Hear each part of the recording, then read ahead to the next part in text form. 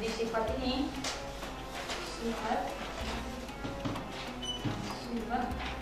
ini yang pasti ada ini ada sifat yang berlawanan. Berlawanan. Arti yang berlawanan apa? Kalau dia nggak punya satu, dia pasti yang punya yang lain. Kalau di manusia berarti, kalau dia nggak perempuan, dia pasti laki. Kalau dia nggak jahat, berarti dia baik. Gitu aja. Jadi tadi kita dia istilah belum terlibat. Dia naik, tapi naiknya naik banget ya. Siapa tahu naiknya dia dikit, jadi dia masih banyak yang masih terbuka. Jadi setiap yang istilah belum tentu ibab.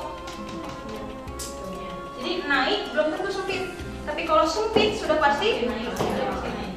Jadi istilah belum tentu ibab. Yang ibab sudah pasti istilah.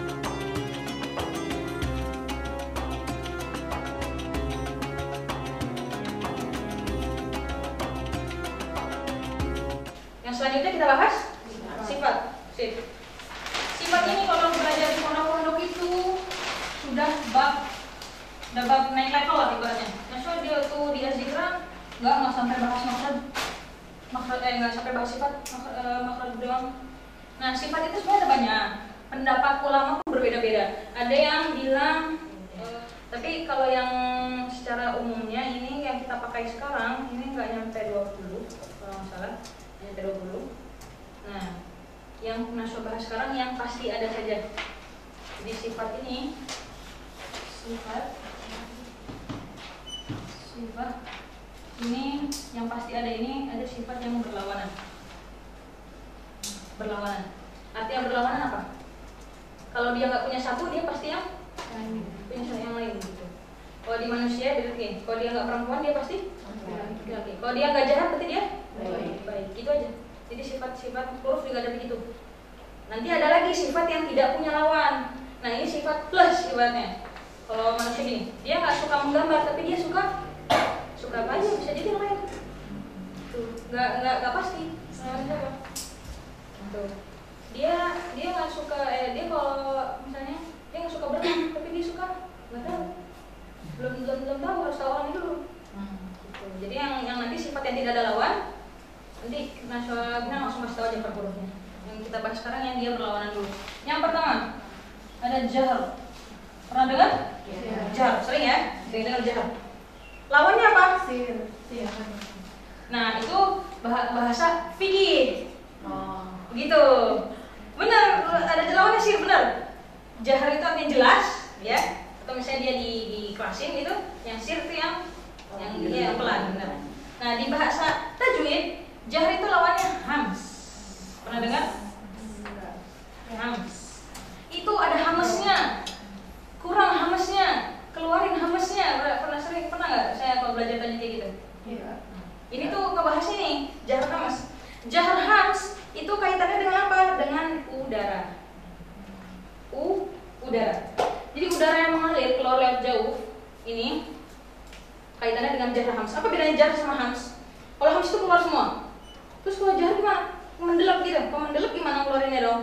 Nah, jadi kalau jahr itu dia boleh dipegang di sini. Di sini ada pita suara.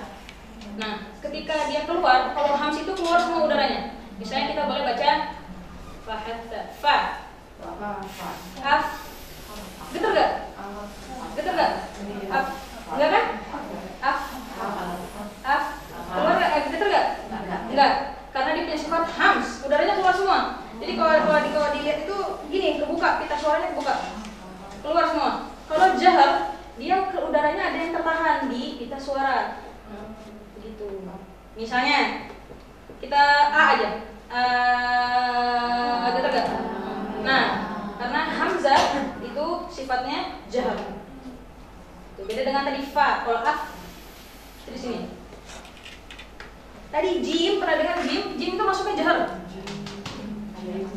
Makanya kenapa dia nggak boleh keluar udara? Maksudnya udara dari mana? Udara dari sini atau dari sini? Dari sini. Jadi kalau dia misalnya jajan masih ada atasnya nggak masalah, asal dia benar. Gitu. Jadi kalau misalnya nggak ada lagi metode telapak tangan ya.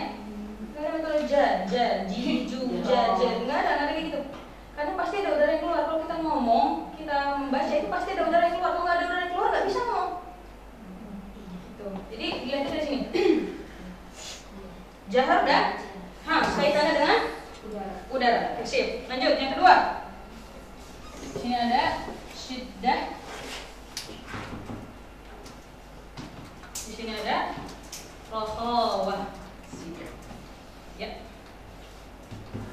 Rokhawah. Syiddah. Kalau ini kaitannya dengan apa tadi? Udara. Ini kaitannya dengan suara.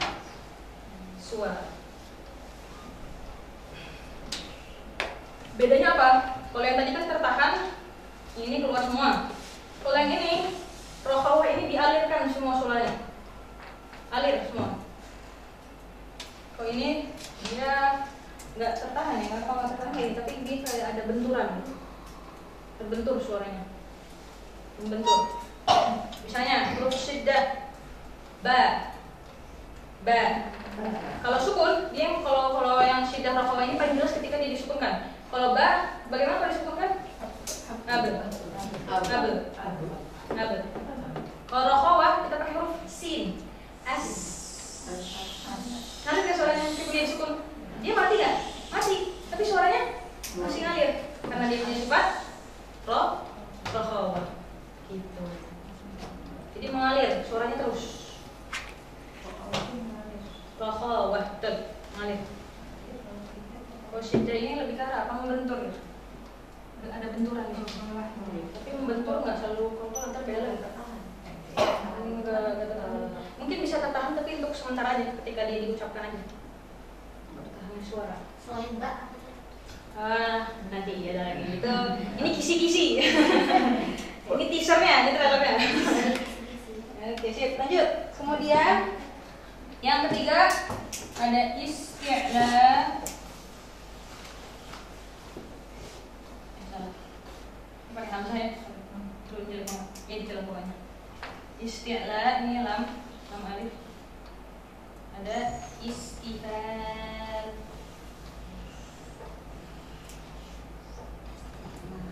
Nah, ini erat kaitannya dengan tafkhim tarkib tadi. Isti'la. Pernah dengar kata ala? Ala apa artinya ala? Di atas. A'la artinya paling atas. Isti'la artinya posisi lidah ketika pangkal lidah bagian belakang ini naik ke atas. Isti'la. Kalau istifal kebalikannya, turun. Istifal. Jadi ini tebal, ini tipis. Tuh. Ini kaitannya dengan naik turunnya lidah, pangkal lidah. Naik turunnya pangkal lidah. Yang kemudian ada belum. Siap. Naik ya. Ya, Istilah yang naik. iya, istilah itu yang naik. Istilah itu yang naik. Istilah itu merendah, turun atau merendah.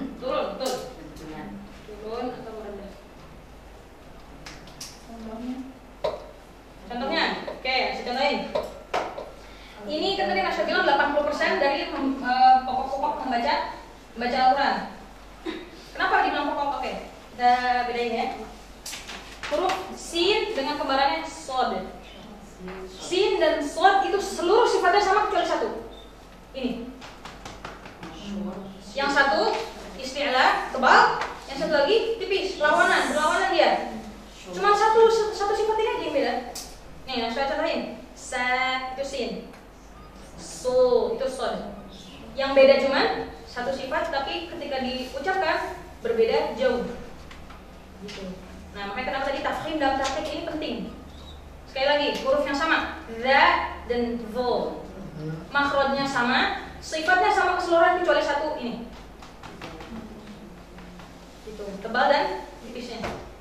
Gitu, kalau za dia ringan, za ringan, za. Ketika vo tebal, naik tuh lidah bagian belakangnya, vo. Gitu. Oke, paham sampai sini? Ada yang mau ditanyakan?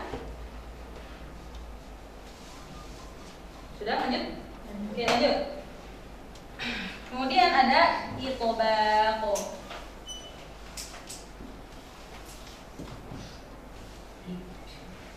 Lawannya apa? Infitah.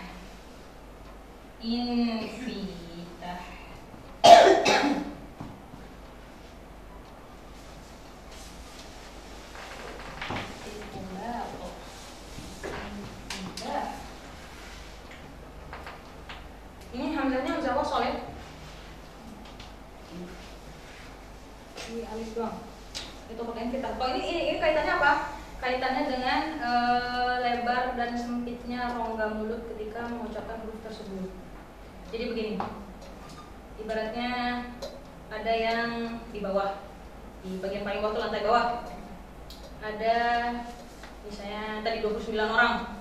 Ini Nasya lupa berapa jumlahnya ya, anggap aja begitu. 9 orang mau naik ke atas. Ada yang naik sampai musola, ada yang naik cuma sampai sini. Nah, tapi ini disebut naik juga nggak? Naik juga dari bawah karena dia naik ke atas. Nah, kalau yang sampai atas doang, ini levelnya baru isti'la. Naiknya isti'la. Kalau sampai musola ini levelnya itbaq. Jadi sempit. Ketika dia naik, maksudnya lidah ini naik, misalnya ini langit-langit mulut naik, sempit celahnya antara si langit-langit dengan naiknya lidah itu, pangkal lidah. Gitu. Ini kali naiknya. Kalau ini sempitnya celahnya.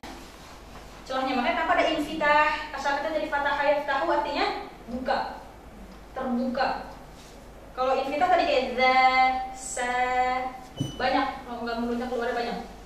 Sa, za, ba, ta, sa, infitah terbuka. Kebalikannya itbaq. Jadi kalau mau dibahasakan begini, huruf isti'la belum tentu itbaq. Tapi huruf itbaq sudah pasti isti'la. Orang yang naik ke musola pasti sudah melewati ruangan ini, tapi yang ke ruangan ini belum tentu lewat musola gitu. Oke? Celah di dalam ruang ya. Contohnya itu. Tadi misalnya za sama hula itu sebenarnya contohnya udah istifal langsung ke itbaq, jadi langsung levelnya naik banget. Ini kalau mau dilevelin begini. Apa ya? Saya gini. Yang di sini itbaq. Yang di sini isti'la. Nah, yang di sini infitah dan istifal. Jadi kalau dia masih rendah aja hurufnya, ini infitah sama istifal doang. Naik sedikit dia masih infitah. Tapi udah agak isti'la, udah agak naik. Tapi naiknya nggak ekstrim, naiknya nggak tegang. Nah, kalau itbaq dia udah super tegang. Ibaratnya kalau bahasanya itu super tafkhim yang paling tebal. Itu itbaq. Itu enggak kok. Pusing nggak? Paham nggak? Ada yang bertanya nggak? Oke. Ini memang bakal kelihatan ketika kita praktekkan, betul. Bakal kelihatan. Kalau misalnya gini, saya praktekin yang isti'la doang tapi masih infitah, dia nggak nyampe itbaq. Misalnya huruf ro, ini ro, ro. Ketika so, su, kedengeran nggak bedanya? Jadi yang satu masih banyak ruang, masih banyak ruang. Ketika itbaq dia sempit, su, menyempit, sempit soalnya.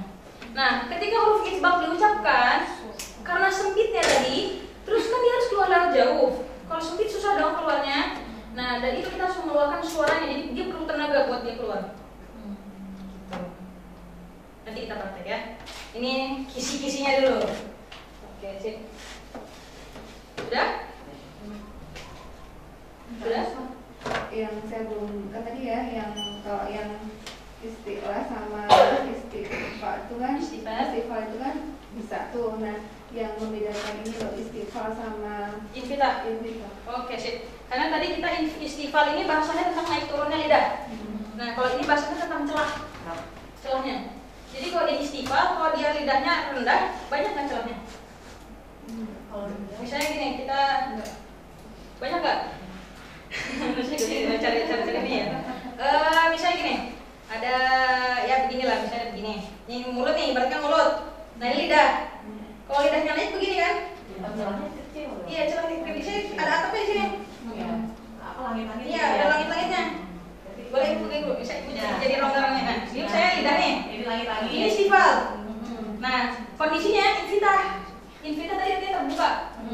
Dia banyak gak rongganya? Banyak. Oke, sip. Iya banyak. Ya, sip. Nah, kalau istilah dia begini. Jadi celahnya menyempit, betul. Nah, kalau itbaq dia begini. Dia super sempit lagi. Super sempit, betul. Jadi celah di dalam mulut. Iya, kalau ini lebih ke arah celahnya. Bukan dalam mulut. Tapi kalau itu tuh naik turun. Iya, kalau istilah istifal, ini naik turunnya lidah. Kalau ini celahnya, banyak sedikitnya celah yang ada ketika kita mengucapkan suatu huruf gitu. Paham sampai di sini? Paham. Ada yang bertanya kan? Itu masih lebar. Iya, betul. Iya, betul. Terbuka, luas, banyak rongganya. Di ibarat jalan dia antara sempit atau lebar. Yang titiknya kalau masih kaidahnya ya gitu ya, bisa jadi ke situ ya. Iya, bisa. Jadi tadi dia istilah belum terlibat. Meskipun dia naik, tapi naiknya naik banget ya. Tuh, siapa tahu naiknya dia dikit, jadi dia masih banyak yang masih terbuka enggaknya. Di setiap yang istilah belum tentu ibab. Iya. Gitu ya. Jadi naik belum tentu sempit. Tapi kalau sempit sudah pasti naik, sudah pasti naik. Jadi istilah belum tentu ibab. Yang ibab sudah pasti istilah. Oke, dipahami? Insyaallah. Ada yang bertanya lagi? Ya, ada yang bertanya lagi. Ketika satu huruf itu bisa memiliki beberapa sifat. Iya, betul. Betul, ada banyak sifatnya. Beberapa sifat. Iya, kayak kita loh. Kita perempuan, ya kan? Itu yang berlawanan nih.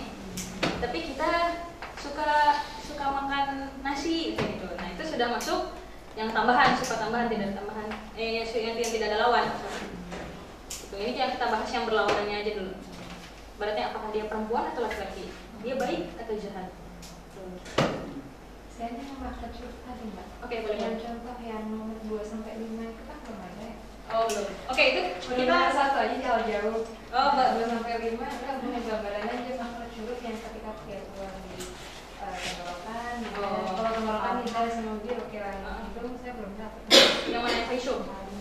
Maksudnya contohnya aja. Kita kan preview ya. Iya, Nanti kan boleh. bakal detail. Cuman pengen dapat contoh huruf yang masing-masing keluar di makhluk itu. Kan tadi jawab udah dokter Jauh. Iya, betul. Untuk yang 2 sampai 5 itu contohnya apa aja? Contohnya begini. Jadi nanti kan 17. Yang di lisan itu 10 makhraj yang masuk ke khusus tadi ya. Yang di al-halq itu dia 3 makhraj, 6 huruf. Yang di halq itu 3 makhraj, 3 makhraj khusus yang masih ada 6 huruf keluar dari 3 makhraj itu.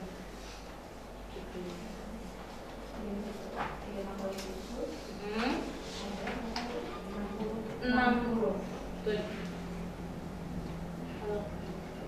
Terus kemudian di lisan ada 10 makhraj khusus untuk 18 huruf.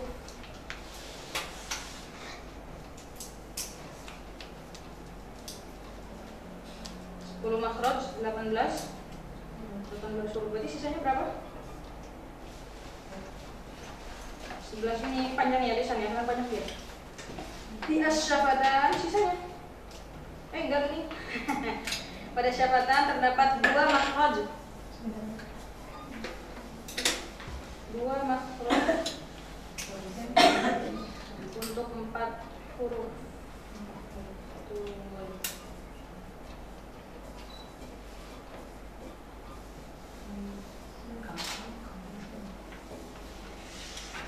Yang khoisyum. Jadi khoisyum ini sebenarnya dia makhraj penyempurna. Jadi nggak ada huruf yang 100% keluar dari khoisyum, nggak ada. Nah, kok khoisyum nggak bisa kita ngomong pakai mulut lah, baca pakai mulut lah, tapi nggak bisa pakai hidung. Nggak bisa. Jadi khoisyum ini cuma makhraj bahasanya mukammil, yang menyempurnakan.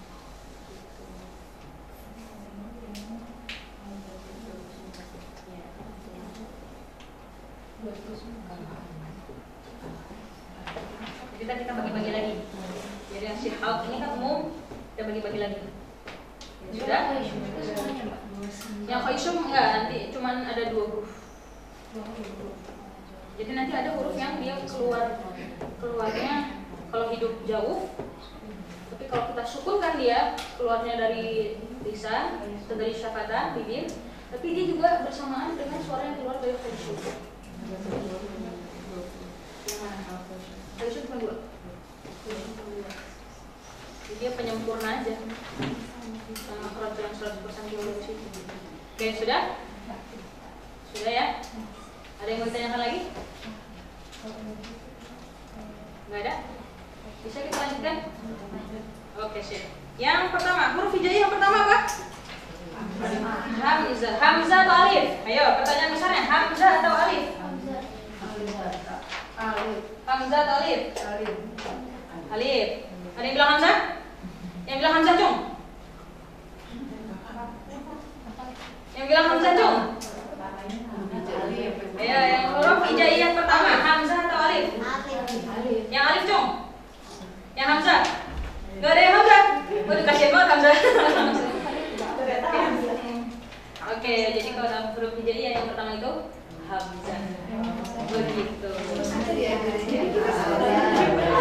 Iya betul. Dari alif. Lam alif hamzah kan lam alif. Terus kan tadi lam udah ada di awal. Terus kok lam alif lagi? Jadi begini caranya. Jadi ada sejarah panjang tentang lam dan alif. Jadi begini, kalau dalam bahasa Arab itu ada yang namanya isim ma'rifah. Ada nggak ma'rifah? Jadi dia dikhususin kalau di bahasa Inggris ada the book. Nah ini memang kalau di bahasa Arab namanya ma'rifah. Jadi tanda untuk menandakan yang itu doang. Gitu. Di bahasa Arab itu tandanya lam sukun di awal. Gitu. Dulu sejarah begitu. Tapi ada kaidah juga dalam bahasa Arab. Setiap kata itu yang di awal tidak boleh diawali dengan sukun. Nggak boleh, terlarang itu, forbidden. Ya. Nggak boleh. Terus gimana dong? Lam minta bantuan. Tolongin dong, nggak boleh nih saya, nggak boleh. Nggak bisa diucapin saya nih. Nah akhirnya volunteer lah alif. Ya udah saya maju. Alif muncul di sini. Makanya ketika disambung alif dibaca nggak? Enggak, dia cuma dibaca ketika lam butuh bantuan. Ketika apa?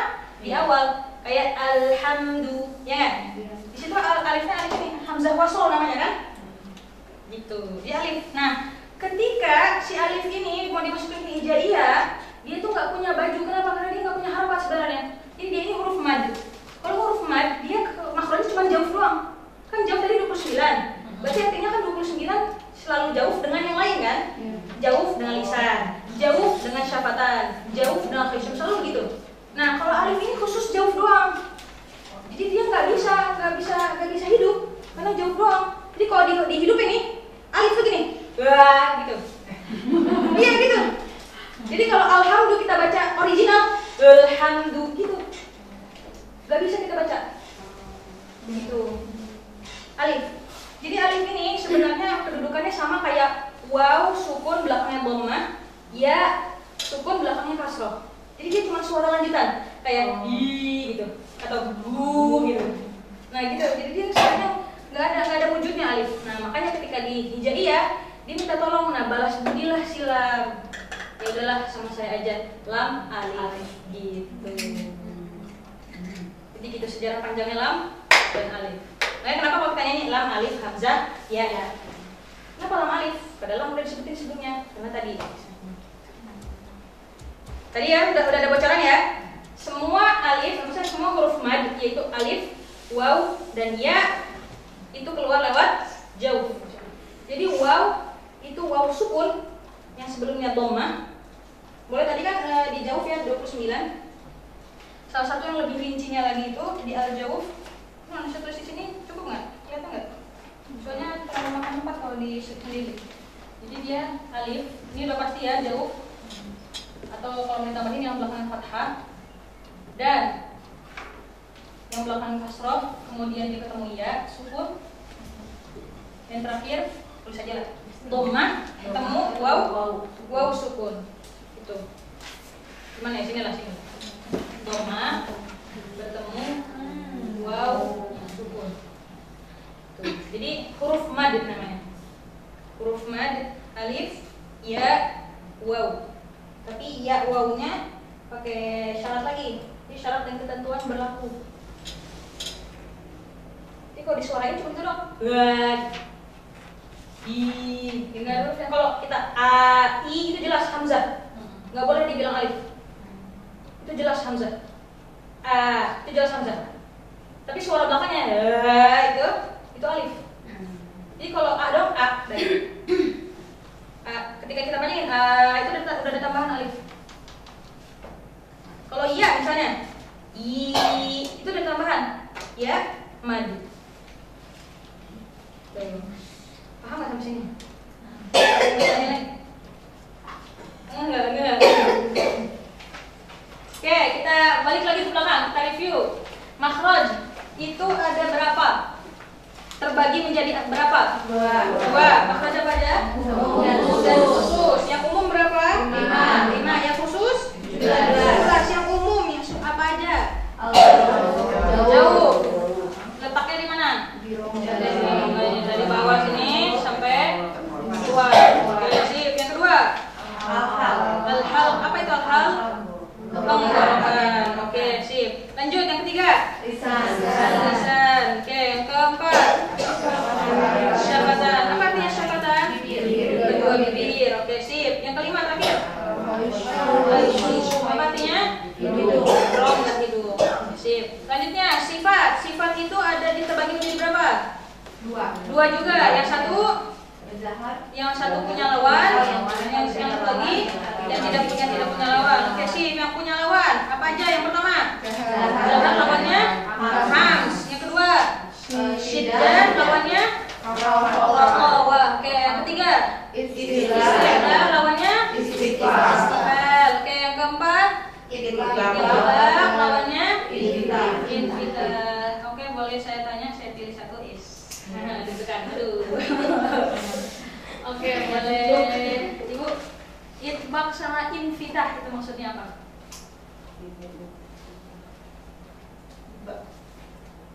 Kalau di bibir, yang itbaq.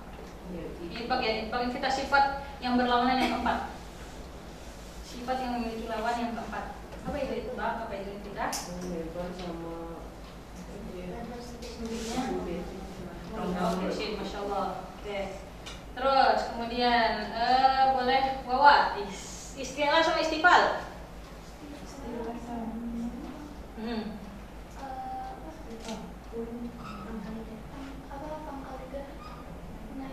Betul, naik turunnya pangkal lidah. Oke, sip. Dipahami sampai sini? Ada yang mau ditanyakan?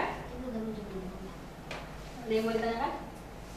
Kalau soal teori, Nasyu sih nggak mau terlalu ini, yang menekankan kayak tadi lah fardu kifayah itu yang harus orang Nasyu tekankan ini lebih ke prakteknya. Nanti di praktek kalau Nasyu agak sedikit nggak apa-apa ya.